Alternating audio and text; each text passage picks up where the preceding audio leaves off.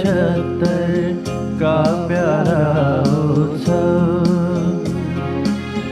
आओ हम मनाए मिलकर अमृत महोत्सव। आजादी के साल 75 का प्यारा उत्सव। आओ हम मनाए मिलकर अमृत महोत्सव। आजादी के साल 75।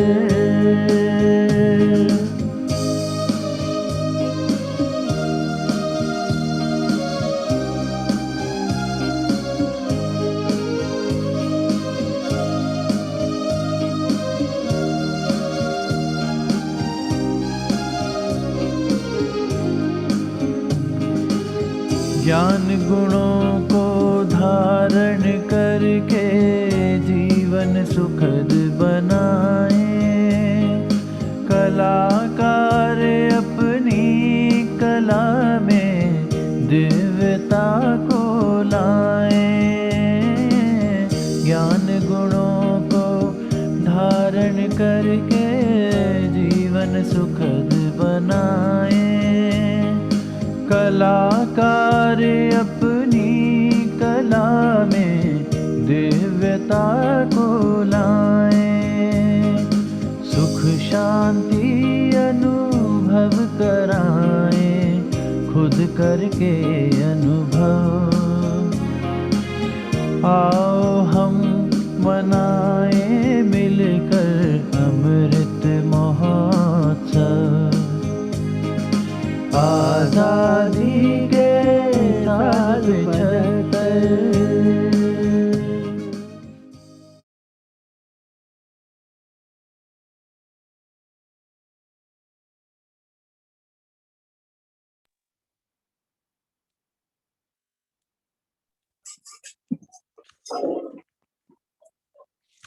कलाकार मरता नहीं, स्मरण किया जाता है कलाकारी से। वह कभी बिखरता नहीं, ये वो शोला है जो निकलता है चिंगारी से। ओम शांति। आप सभी कलाकारों का art and culture wing Delhi zone की तरफ से हार्दिक स्वागत है हमारे आज के कार्यक्रम परम कलाकार की सत्य पहचान में। कला और जीवन का बहुत घनिष्ठ संबंध है। कलाकारों की जितनी महिमा की जाए उतनी कम है। इतिहास में ऐसा कई बार हुआ है कि कलाकारों ने अपनी कला के माध्यम से मानव जाति को एक नई राह दिखाई है। कभी साहित्य के माध्यम से, तो कभी फिल्म्स, कभी चित्रकला के माध्यम से, तो कभी किसी अन्य रूप से। कलाकार शब्द का अर्थ ही होता है कल को आकार देना। तो हम कह सकते हैं कि आजादी के इस अमृत महोत्सव में नव भारत के नव निर्माण में कलाकारों का विशेष योगदान होने वाला है। और इसीलिए ही कलाकारों के लिए 3 दिन का यह प्रोग्राम रखा गया है, ताकि कलाकारों को भी उस परम कलाकार का सत्य बोध हो। और इसलिए हमारे साथ आर्ट एंड कल्चर विंग से जुड़ी हुई 2 टीचर्स बहनें हैं, जो हमें प्रश्नोत्तर के माध्यम से उस परम कलाकार का सत्य परिचय देने वाली हैं, जिस कलाकार की तलाश न जाने हम भक्ति में कब से करते आ रहे हैं। हमारे साथ सेक्टर 21 रोहिणी सेंटर से सिस्टर रजनी जुड़ी हैं। रजनी बहन 30 वर्षों से ईश्वरीय सेवा में समर्पित हैं। वे बचपन से ही राजयोग का अभ्यास कर रही हैं। उन्होंने अपनी ग्रेजुएशन दिल्ली यूनिवर्सिटी से करी है और उसके बाद उन्होंने एनसीईआरटी और ईआईएल में भी कुछ समय के लिए जॉब की थी। वे DC office, DCP office, MAIT, Pratibha Vikas school of excellence और अन्य गवर्नमेंट ऑफिसेस में stress free living, positive thinking, anger management जैसे कई विषयों पर अपनी सेवाएं प्रदान कर चुकी हैं। और हमारे साथ शालीमार बाग सेंटर से पूनम दीदी मौजूद हैं। वे 42 साल से ईश्वरीय सेवा में समर्पित हैं। वे भी बचपन से ही राजयोग का अभ्यास कर रही हैं। उन्होंने राजस्थान यूनिवर्सिटी से बीएससी और बीएड की डिग्री हासिल की है। वे आर्ट एंड कल्चर विंग की कोऑर्डिनेटर भी हैं। वे एक कुशल वक्ता हैं और टीवी के माध्यम से उन्होंने Rajyoga meditation, spirituality and values and life, self mastery, overcoming anger जैसे कई विषयों पर अपनी सेवाएं प्रदान की है। आप दोनों ही विश्व को अपने ज्ञान से प्रकाशित करने वाली चैतन्य दीपक बाबा की रूहे गुलाब हैं। आप दोनों को हम सभी की तरफ से हार्दिक अभिनंदन है। ओम शांति।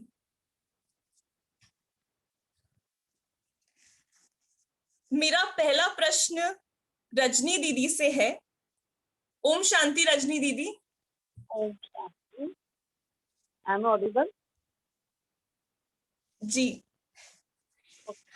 रजनी दीदी, आजकल सभी के मन में यह प्रश्न रहता है कि हमारा कल कैसा होगा, और कोरोना काल में तो यह प्रश्न सबके मन में और भी चल रहा है कि कल क्या होगा। जैसा कि हमने अभी जाना कि कल को आकार देने में हमारे कलाकारों का विशेष योगदान होने वाला है, परंतु मेरा प्रश्न आपसे यह है कि हमारे इन सभी कलाकारों को भी आकार देने वाला हमारा परम कलाकार कौन है, और वे हमारे कल को क्या आकार देते हैं? ओम शांति। बहुत सुंदर प्रश्न पूछा है साक्षी बहन ने। वर्तमान समय ब्रह्मा कुमारी के द्वारा ऑल ओवर वर्ल्ड में महाशिवरात्रि का पर्व मनाया जा रहा है। वैसे तो महाशिवरात्रि का पर्व 1 मार्च को होने वाला है, लेकिन लगभग पिछली 1 फरवरी से ब्रह्मा कुमारी के सभी सेंटर्स पर महाशिवरात्रि का पर्व रेगुलर ही मनाया जा रहा है, जिसमें ब्रह्मा कुमारी सेंटर्स और आने वाले स्टूडेंट्स के घरों में शिव ध्वजारोहण का कार्यक्रम भी चल रहा है। क्योंकि आपका ये जो प्रश्न है ये शिवरात्रि से ही जुड़ा हुआ है, इसीलिए मैं आपको ये रेफरेंस दे रही हूँ कि जो परम कलाकार है वो कौन है।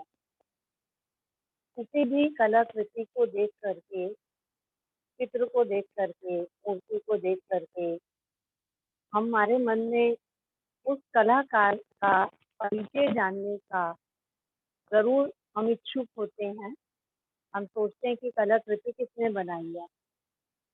तो इसी प्रकार से वर्तमान हम जो विश्व देख रहे हैं, अगर थोड़ा समय पीछे चले जाएं, जैसे आपने कहा कोरोना काल में सबके मन में ये प्रश्न हो रहा है कि हमारा कल क्या होगा, लेकिन अगर हम भारत के प्राचीन इतिहास को देखें तो भारत को सोने की चिड़िया कहा जाता था। कहते थे भारत में दूध की नदियां बहती थी, शेर और गाय की घाट पर जल चुके थे। तो ऐसी कलाकृति को देख करके इस कलाकृति का कलाकार कौन है, परम कलाकार कौन है, जो हर कलाकार को एक आकार देने वाला है, जरूर हम सबका ये कर्तव्य भी बनता है और हमारी आंतरिक इच्छा भी है कि हम उस परम कलाकार को अवश्य जानें। तो मैं छोटी सी एक पहले कहानी के द्वारा अपना वक्तव्य शुरू करती हूँ। एक बार एक कलाकार ने बहुत सुंदर मूर्ति बनाई, अति सुंदर, इतनी आकर्षण करने वाली वो मूर्ति थी कि जो भी उस मूर्ति को देखता था, निहारता था, उसे देखता ही रह जाता था। अब पलक उसको वो निहारता ही रहता था। तो मूर्तिकार से एक व्यक्ति ने पूछा कि तुमने ये मूर्ति कैसे बनाई? तो उस मूर्तिकार ने बड़ा सहज भाव से उसका जवाब दिया कि ये मूर्ति मैंने नहीं बनाई है। तो कहा कि सभी तो आपका ही नाम ले रहे हैं कि आपने ये मूर्ति बनाई है और आप कह रहे हैं मैंने नहीं बनाई। तो उस मूर्तिकार ने बहुत सुंदर जवाब दिया कि मैंने तो केवल एक पत्थर लिया था और उस पत्थर के अंदर ये मूर्ति ऑलरेडी थी।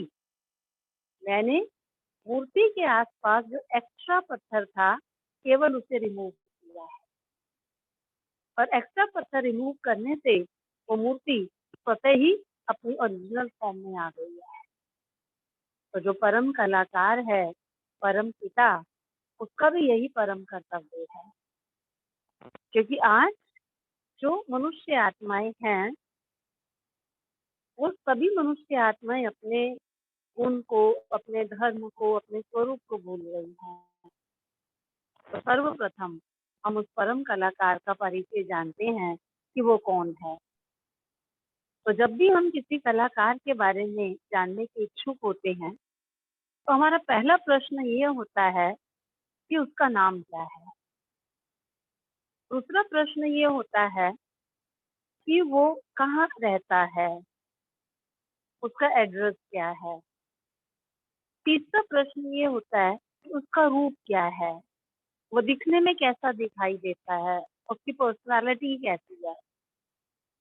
और चौथा प्रश्न ये होता है कि वो कलाकार क्या करता है, उसका कर्तव्य क्या है, किस चीज का वो कलाकार है, वो मूर्तिकार है, वो पेंटर है, या क्या कलाकारी करता है वो। और लास्ट प्रश्न ये होता है कि वो कलाकारी किस समय पर करता है, जिसको हम साधारण भाषा में कहें कि नाम, रूप, देश, काल और कर्तव्य। तो जो परम कलाकार है, सर्वप्रथम उसका नाम क्या है।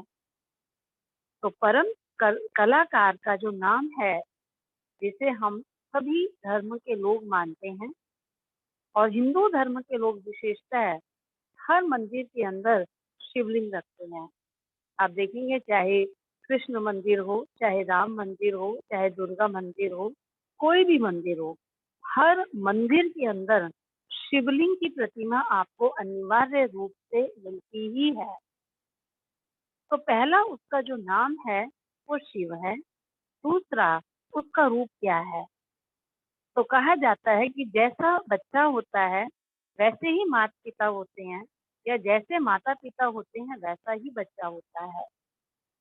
तो मैं आत्मा कैसी हूँ, इस शरीर में विराजमान हूँ, लेकिन मैं आत्मा स्वयं स्वयं को नहीं देख सकती हूँ।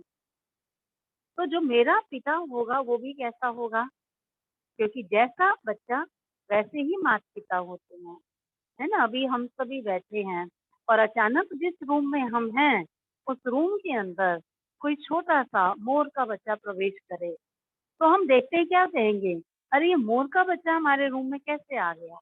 अब हमने उस मोर के माता पिता को तो नहीं देखा, लेकिन बिना देखे हमने क्या कह दिया कि ये मोर का बच्चा है। इट मीन्स कि जैसा बच्चा है वैसे ही माता पिता होंगे। तो मैं आत्मा कैसी हूँ, निराकार, जो इन आंखों से दिखाई नहीं दे सकती। तो इसी प्रकार से जो आत्मा का पिता परम पिता परमात्मा है वो भी कैसा है, वो भी निराकार दिव्य ज्योति बिंदु स्वरूप है। और उसी दिव्य ज्योति बिंदु स्वरूप का यादगार मंदिरों के अंदर क्या रखा जाता है, शिवलिंग की प्रतिमा रखी जाती है। तो जो शिवलिंग की प्रतिमा है वो निराकार परम पिता परमात्मा का ही चिन्ह है। इससे भी आप देखेंगे कि बाकी जो देवी या देवताएं हैं हम उनकी मूर्ति की स्थापना करते हैं, कहते हैं शंकर जी की मूर्ति है ना, ये दुर्गा जी की मूर्ति है, श्री राम की मूर्ति है, ये सरस्वती माँ की मूर्ति है। लेकिन शिवलिंग के लिए आपने कभी मूर्ति शब्द नहीं सुना होगा, क्योंकि मूर्ति किसकी है, जिसकी मूर्त हो, जिसका कोई साकार स्वरूप हो। जिसका साकार स्वरूप नहीं है जो निराकार है, इसीलिए उसे कहते हैं ज्योतिर्लिंगम। ज्योति का पुंज है वो, ज्योति का वो भंडार है। तो परमात्मा शिव का जो रूप है वो निराकार निराकार शब्द का अर्थ भी अब हमें यहाँ समझना अनिवार्य है, क्योंकि निराकार शब्द का अर्थ ये नहीं है कि उसका कोई आकार नहीं है। आकार तो है। जैसे हम किसी एक कमरे को कहते हैं कि ये कमरा बहुत छोटा है, इसका मतलब ये नहीं है कि वो दुनिया में सबसे छोटा कमरा वही है, लेकिन इसका भावार्थ क्या है कि हम उसकी तुलना किसी बड़े कमरे से कर रहे हैं, कि वो कमरा तो बड़ा है लेकिन उसकी तुलना में ये कमरा छोटा है। तो इसी प्रकार से जो निराकार शब्द है वो तुलनात्मक शब्द है, कंपैरेटिव वर्ड है।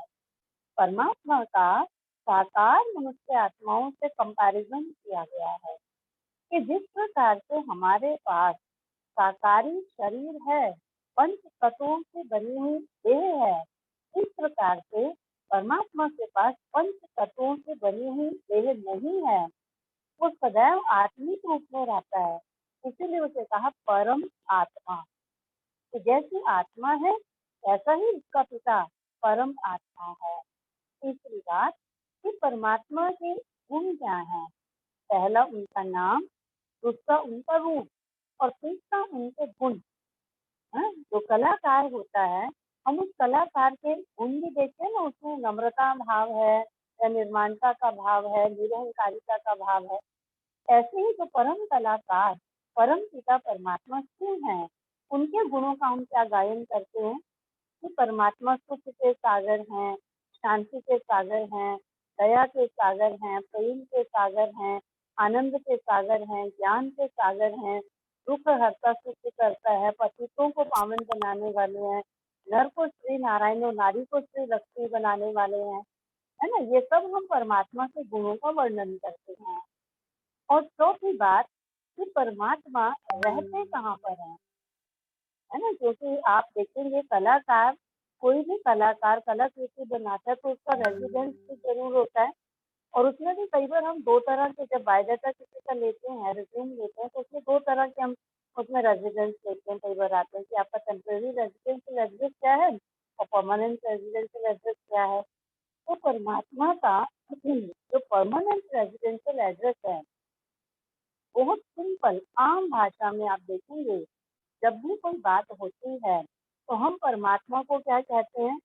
ऊपर वाला।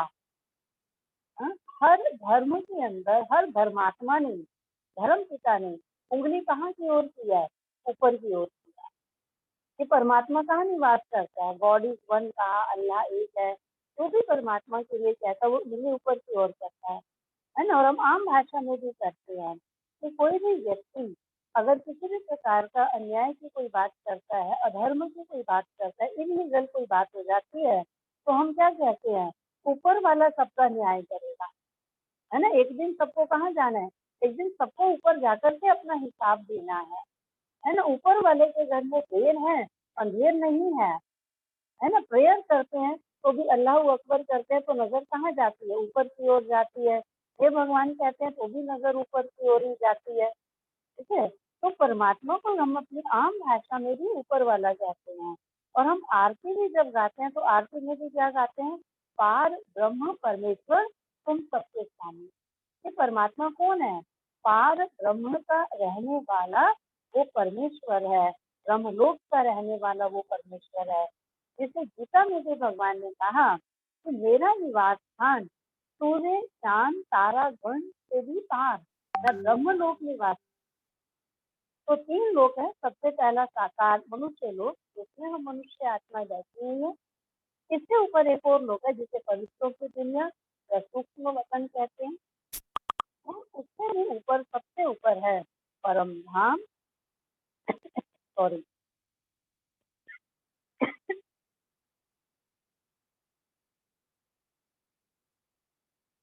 सबसे ऊपर है परम धाम या परलोक या ब्रह्मलोक, निर्वाण धाम, शिवलोक भी हम इसे कह सकते हैं।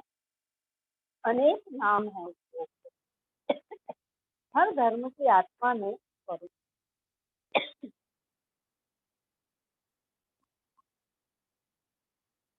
हर धर्म की आत्मा ने अपनी अपनी भाषा में, सॉरी, परमात्मा को अलग अलग नामों से संबोधित किया और उसके धाम को भी अलग अलग नामों से संबोधित किया गया है ना। जैसे घर को कोई स्वीट होम कहता है, कोई घर कहता है ना, कोई कुटिया कह देता है। तो इसी प्रकार से जो परम धाम है, परमात्मा का जो निवास स्थान है, उसको भी सबने अपनी अपनी भाषाओं में अलग अलग नाम दिया है। और नेक्स्ट थिंग है कि परमात्मा का कर्तव्य क्या है।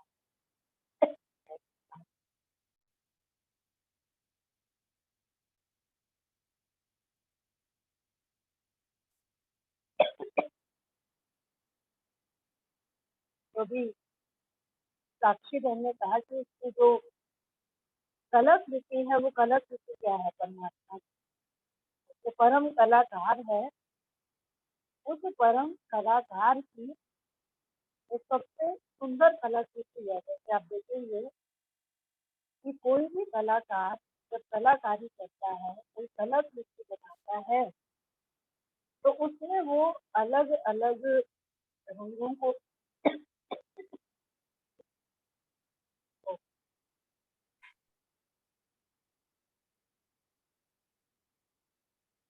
तो वो कलाकार क्या करता है, अपनी पेंटिंग बनाने के लिए अलग अलग कलर यूज करता है। तो जो परम कलाकार है, वो जब अपनी पेंटिंग बनाता है, अपनी कलाकृति बनाता है, तो उसमें वो 7 कलर यूज करता है। जैसे हम देखते हैं जब इंद्रधनुष बनता है, तो इंद्रधनुष के अंदर भी 7 कलर होते हैं। तो जो परम कलाकार है, वो भी जब अपनी कलाकृति बनाता है, तो उसमें वो 7 कलर यूज करता है। सबसे पहला कलर वो यूज करता है ज्ञान का, नॉलेज। दूसरा वो कलर यूज करता है प्योरिटी का, पवित्रता का। तीसरा वो कलर यूज करता है सुख का। और चौथा वो कलर यूज करता है शांति का। पांचवा वो कलर यूज करता है प्रेम का। और छठा वो कलर यूज करता है आनंद का। और सातवां यूज करता है शक्ति। उस परम कलाकार के इस 7 कलर जो कलर्स हैं, उनके द्वारा वो जो कलरफुल दुनिया बनाता है, इसके लिए हम कहते हैं कि वो भारत सोने की चिड़िया था। और वो परम कलाकार, हम आपको ये खुशखबरी सुनाना चाहते हैं कि वो परम कलाकार पुनः इस दुनिया को फिर से अपने इन 7 कलर्स के द्वारा नई दुनिया स्वर्ग की स्थापना कर रहा है। तो कहा कि कल का भारत क्या होगा, हमारा कल क्या होगा। तो कहा जाता है कि every cloud has a silver line. हर काले बादल के अंदर एक सुनहरी किरण होती है। तो इसी प्रकार से हर रात के बाद दिन आता है। तो वो परम कलाकार अभी आया हुआ है इस कलयुगी रात्रि को परिवर्तन कर सत्युगी दुनिया बनाने के लिए।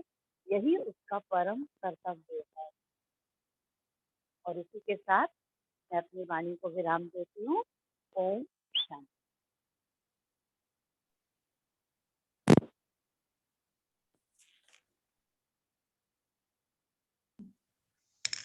बहुत सुंदर दीदी, आपने कहानी और एग्जाम्पल्स के माध्यम से हमें परमात्मा की जो पहचान दी है कि वो हम सभी आत्माओं के पिता हैं, वो हमें कैसे 7 रंगों से एक नई सृष्टि का, नए भारत का निर्माण करते हैं, उनका आपने बहुत अच्छे से परिचय दिया। जिस परम कलाकार परमात्मा के सच्चे परिचय की तलाश हमको बहुत समय से थी, आपने अपने उत्तर से उसे तृप्त किया है। हमारा भारत ही सोने की चिड़िया था। भारत में ही परमात्मा अवतरित होते हैं। भारत में ही फिर से सतयुग आने वाला है। हम सब कितने भाग्यशाली हैं। आई एम श्योर आज ये बात जानकर हम सभी बहुत प्राउड फील कर रहे होंगे कि सतयुग आने वाला है। और अब अपना अगला प्रश्न मैं पूनम दीदी से पूछना चाहूंगी। ओम शांति दीदी।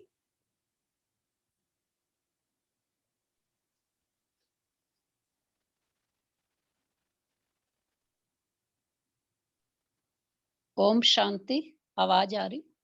हाँ जी। दीदी, जैसा कि अभी अभी रजनी दीदी ने कहा कि परम कलाकार हमको 7 रंगों से हमारी नई सृष्टि का निर्माण करते हैं। तो हर कलाकार के पास अपने विशेष रंग होते हैं जिससे वो अपनी कलाकृति को की रचना करते हैं, उसे सजाते हैं। तो शिव परमात्मा, जिनका परिचय हमने अभी पाया कि वो हमारे परम कलाकार हैं और सत्युगी दुनिया की रचना करते हैं, तो दीदी आप हमें बताइए कि वो हमें किन रंगों से कैसे सजाते हैं और कैसे वो सत्युगी दुनिया की रचना करते हैं। ओम शांति। बहुत सुंदर प्रश्न आपका कि परम कलाकार, रंगों की दुनिया, स्वर्णिम भारत की रचना, वो रचनाकार किस प्रकार से करता है। तो परम पिता परमात्मा शिव परम कलाकार इस धरा पर वर्तमान समय परम धाम से अवतरित होकर के प्रजापिता ब्रह्मा के द्वारा सच्चे सच्चे ब्राह्मणों की रचना करते हैं। अर्थात जिन्होंने अपने जीवन में परमात्मा की श्रीमत को लक्ष्य बनाया कि हमने वर्तमान समय अपने इस मनुष्य जीवन के अंदर पवित्रता को महत्व देना है और पवित्रता की वो धारणा तन मन धन समय श्वास संकल्प विचार हर प्रकार की ध्यान रखते हैं। उनके द्वारा परमात्मा नए स्वर्णिम संसार की रचना वर्तमान समय कर रहा है। इसलिए उसका गायन करते, जिसकी रचना इतनी सुंदर, वो कितना सुंदर होगा। तो वो रचना जो वर्तमान समय ब्रह्मा कुमार ब्रह्मा कुमारियां लाखों की संख्या में पूरे विश्व के अंदर राजयोग मेडिटेशन करते हुए आज के इस तमो प्रधान कलयुगी पतित वातावरण को शुद्ध बना रहे हैं मेडिटेशन के द्वारा, वो सचमुच कुछ लोगों को तो समझ में आ रहा है, लेकिन आज खुल करके समझने और समझाने की आवश्यकता महसूस हो रही है। इसलिए हम अपने कलाकार भाई, जो कि रंगमंच के कलाकार और अपनी कला के माध्यम से लोगों को ये इस बात का अच्छी तरह से एहसास करा सकते हैं कि कैसे वो परम कलाकार वर्तमान समय अपनी श्रेष्ठ रचना ब्राह्मण कुलभूषण ब्रह्मा कुमार ब्रह्मा कुमारियों के द्वारा सतयुगी संसार की रचना कर रहे हैं। सवाल आता उसके रंगों का, तो परमात्मा राजयोग मेडिटेशन सिखाते हुए सबसे बड़ा राज कलाकारों के आगे, मनुष्य जाति के आगे, हमारे सामने यही रखते हैं कि आप एक चेतन शक्ति आत्मा हो, प्योर एनर्जी का पॉइंट हो, और वो पॉइंट वाइट कलर का। तो जैसे वाइट कलर को प्रिज्म में से गुजारा जाता है तो वो 7 रंगों में बदल जाता है। इसी प्रकार से सोल जो प्योर एनर्जी का वाइट कलर का पॉइंट है, जब बुद्धि में स्मृति आती, मेमोरी पावर वर्क करती कि मैं चेतन शक्ति आत्मा हूं, ये थॉट आते ही आत्मा के 7 आदि अनादि गुण 7 रंगों के रूप में चारों ओर वाइब्रेशन बनकर प्योर ओरा हमारे और क्रिएट कर देते हैं। 7 रंग का वर्णन अभी अभी हमारी रजनी बहन जी ने किया कि किस प्रकार से ज्ञान का रंग गहरा नीला, सुख का रंग पीला, शांति का आसमानी, प्रेम का हरा, आनंद का बैंगनी, पवित्रता का नारंगी रंग और शक्ति का लाल रंग।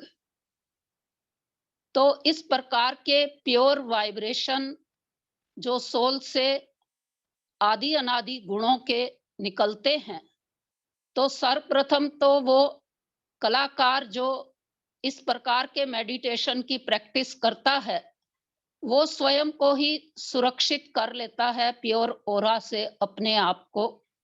जैसा कि आज का नेगेटिव एटमॉस्फेयर चारों ओर हो रहा है, स्वयं को उससे प्रोटेक्ट कर लेता है। और जब ऐसे अनेकानेक राजयोगी जो आज अभ्यास कर रहे हैं, तो वो अपने परिवार को, अपने समाज को, अपने देश को और पूरे विश्व को प्योर एनर्जी से प्रोटेक्शन भी दे रहे हैं, चेंज भी कर रहे हैं और स्वर्णिम संसार को निकट लाने में परम कलाकार की मदद भी कर रहे हैं। तो वर्तमान समय निराकार ज्योति स्वरूप शिव परमात्मा परम कलाकार अपने साकार माध्यम प्रजापिता ब्रह्मा के द्वारा ये दिव्य कर्तव्य कर रहे हैं। मनुस्मृति में हम पढ़ते आए कि भगवान ने एक मानव लिया, उसके द्वारा एक नौका बनाई और उस नौका में जो सवार हो गए वो महापरिवर्तन के समय बच गए और उनके द्वारा नया सतयुगी संसार बना। इसी प्रकार से शिवरात्रि पर हम सभी शिव के मंदिर में जाते हैं तो शिव की सवारी नंदीगण दिखाई जाती है, जो कि पुरुष का प्रतीक है। तो निराकार ज्योति स्वरूप परमात्मा शिव इस साकारी धरा पर अपना दिव्य कर्तव्य करने के लिए साकार मनुष्य तन को अपना माध्यम बनाते हैं, जिसका दिव्य अलौकिक नाम प्रजापिता ब्रह्मा रखते हैं। ब्रह्मा के द्वारा नई सृष्टि के सृजन की बात हम सभी सुनते आते हैं। तो प्रैक्टिकल में इस समय स्वयं परम कलाकार अपनी वर्तमान की सर्वश्रेष्ठ संरचना प्रजापिता ब्रह्मा के द्वारा, ब्राह्मणों के द्वारा, ब्रह्मा कुमार ब्रह्मा कुमारियों के द्वारा स्वर्णिम भारत, सतयुगी भारत का निर्माण कर रहे हैं। और इस निर्माण कार्य में सूक्ष्म रूप से सभी का जो योगदान है वो है मेडिटेशन का। जिस मेडिटेशन से स्वयं में परिवर्तन आता है, समाज में परिवर्तन आता है और विश्व में परिवर्तन आता है। जिस राजयोग मेडिटेशन की महिमा हमारी श्रीमद् भगवत गीता के अंदर बहुत सुंदर और विस्तृत रूप से दिखाई गई है, लेकिन वर्तमान में सार रूप में स्वयं परमात्मा हमें राजयोग सिखला करके और स्वर्णिम भारत का निर्माण हमारे द्वारा करवा रहे हैं। तो इस प्रकार से स्वर्णिम भारत अर्थात सतयुगी दुनिया अर्थात समय चक्र के अंदर वो समय इस समय आने वाला है जिसका गायन सोने की चिड़िया के रूप में आप सभी अभी सुन रहे थे, जहां पर एक धर्म होगा, एक भाषा होगी, एक कुल होगा, एक मत होगी, एक राज्य होगा। श्री लक्ष्मी श्री नारायण का राज्य होगा, जहां संपूर्ण सुख शांति होगी। हर मनुष्य आत्मा जहां सुख में जीवन व्यतीत करेगी, आनंद का जीवन महसूस करेगी, प्रसन्नता ही प्रसन्नता होगी, खुशियां ही खुशियां होगी, प्रकृति सतो प्रदान होगी, साइंस वहां पर रिफाइन होगी।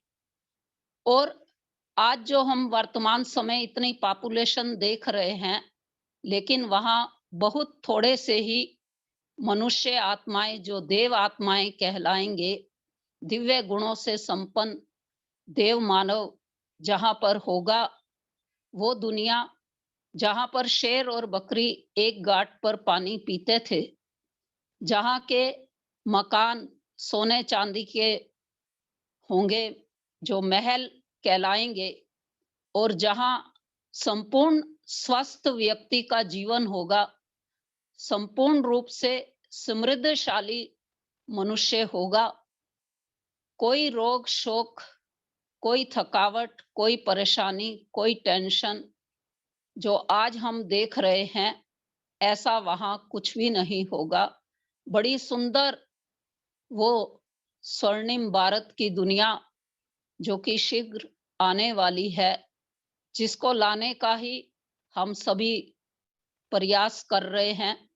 और इस अमृत महोत्सव पर विशेष रूप से कलाकारों से यही अनुरोध है कि वो सचमुच अपने नाम को सार्थक करें। कल को आकार देने में सहज राजयोग सीख करके अपने किसी निकट सेवा केंद्र पर जाकर के सीख करके और स्वर्णिम भारत के निर्माण में परमात्मा का, परम कलाकार का सहयोग दे। ये सहयोगी उनको योगी बना देगा, अर्थात निरंतर उनका योग परम कलाकार से बना रहेगा। तो जो कलाकृति, जो कलाकारी का कार्य वो कर रहे हैं, उनकी कला भी सदा के लिए अमर हो जाएगी। तो इस प्रकार से वो सतयुगी दुनिया, वो स्वर्णिम भारत, वो सोने की चिड़िया जो हम सबका स्वप्न है, अमृत महोत्सव के उपलक्ष्य में हम सभी मिलकर के आज ये दृढ़ संकल्प लें कि परम कलाकार के रचे हुए इस सुंदर स्वर्णिम संसार को हम अति शीघ्र लाएंगे ही, ऐसा हम श्रेष्ठ संकल्प करते हैं। ओम शांति।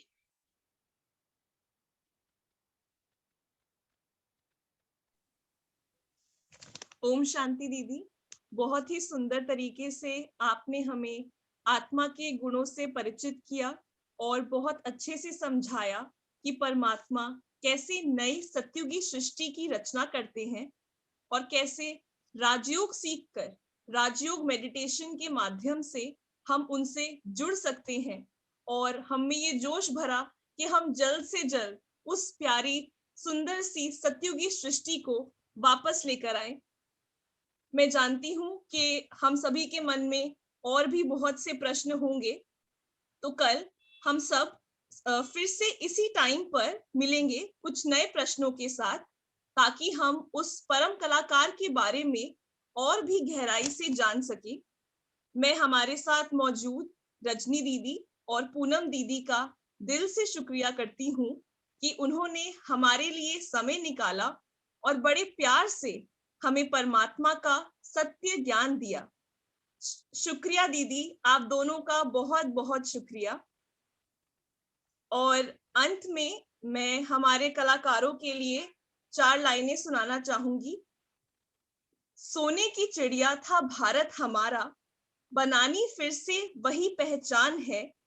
आजादी के इस अमृत महोत्सव स्वर्णिम भारत की ओर कलाकारों को ये आह्वान है। धन्यवाद। ओम शांति। ओम शांति। ओम शांति।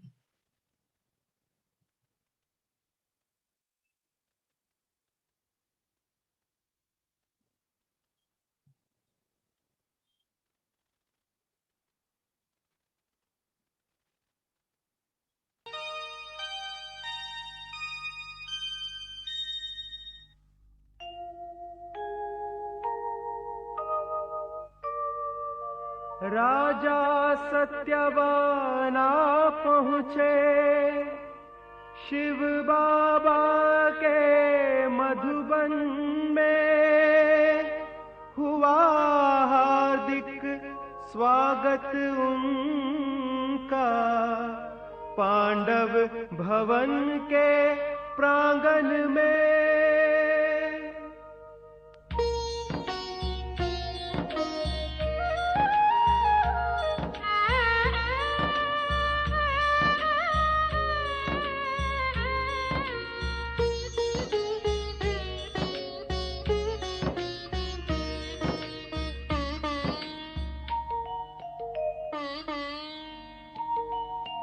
कितना सुंदर कितना विराट होगा रचनाकार, कितना सुंदर कितना विराट होगा रचनाकार। रचा है जिसने इतना सुंदर, रचा है जिसने इतना सुंदर विशाल ये संसार। कौन वो विराट रचनाकार, कौन वो विराट रचनाकार। कितना सुंदर कितना विराट होगा रचनाकार।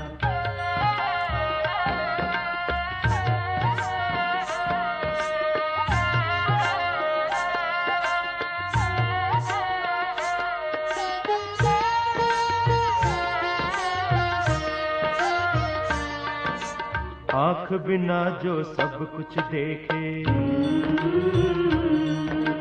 रंग बिना जो रंग भरे,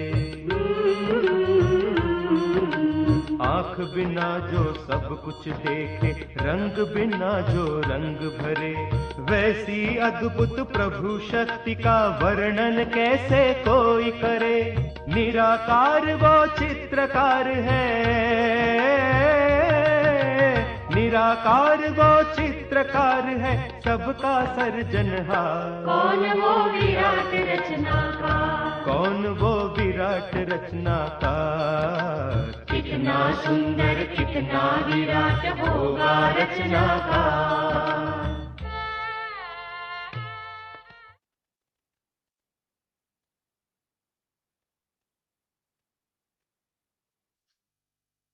ओम शांति।